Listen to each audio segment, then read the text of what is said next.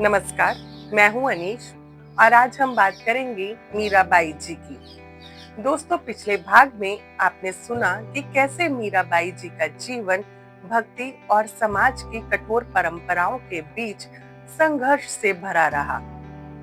लेकिन असली परीक्षा तो उनकी पति की मृत्यु के बाद शुरू हुई थी। तो आइए चलते हैं उनकी आगे की कहानी सुनने के लिए। पति की मृत्यु के बाद मीरा जी को राजगद्दी की कोई चाह नहीं थी।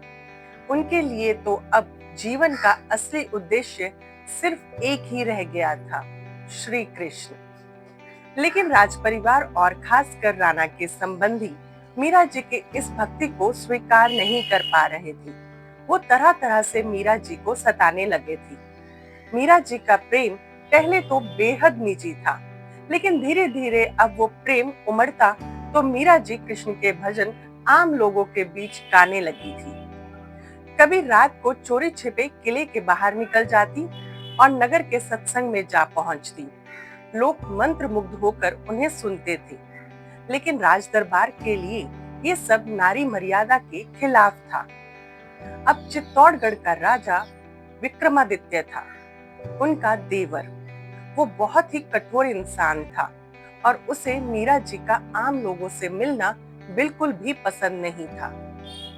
मीरा जी जब नगर के सत्संग में नृत्य करती या भजन गाती तो ये सब उनके लिए असहनीय हो जाता था। उन्होंने मीरा जी को मारने की कई बार कोशिश की। एक बार तो फूलों की टोकरी मीरा जी के पास भेजी और संदेश भिजवाया कि इसमें फूल हैं। पर मीरा जी ने जैसे ही टोकरी खोली तो उसमें फूलों के साथ साथ कृष्ण जी की एक मूर्ति भी निकली। लेकिन विक्रमादित्य ने उस टोकरी में सांप भेजा था ताकि वो मीरा जी को खत्म कर सके। लेकिन कहते हैं ना, जहाँ भक्ति सच्ची होती है वहाँ जहर भी अमृत बन जाता है। एक बार और उन्होंने मीरा जी को मरवाने की कोशिश की थी।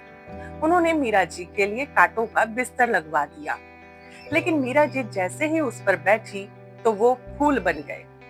जब यातनाएं असहनीय हो गई तो मीरा जी ने चित्तौड़ छोड़ने का फैसला किया।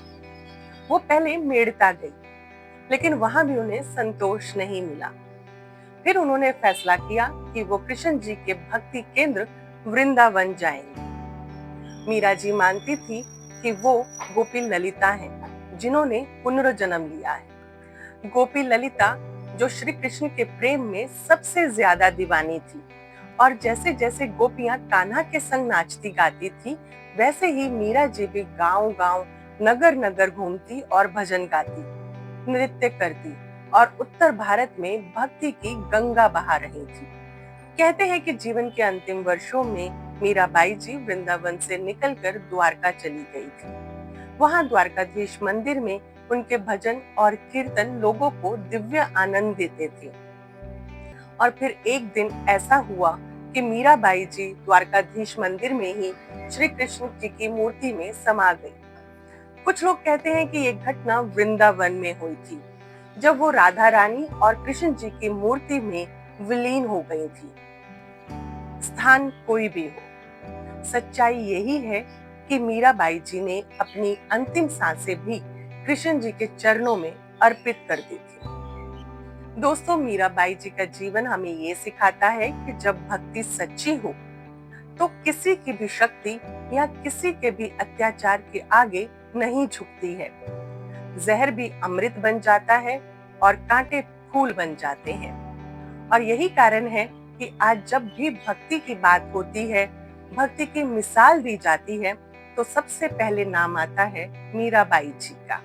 तो ये थी मीराबाई जी की कहानी, जिसे हमने बचपन से लेकर अंतिम क्षणों तक बांधे रखा।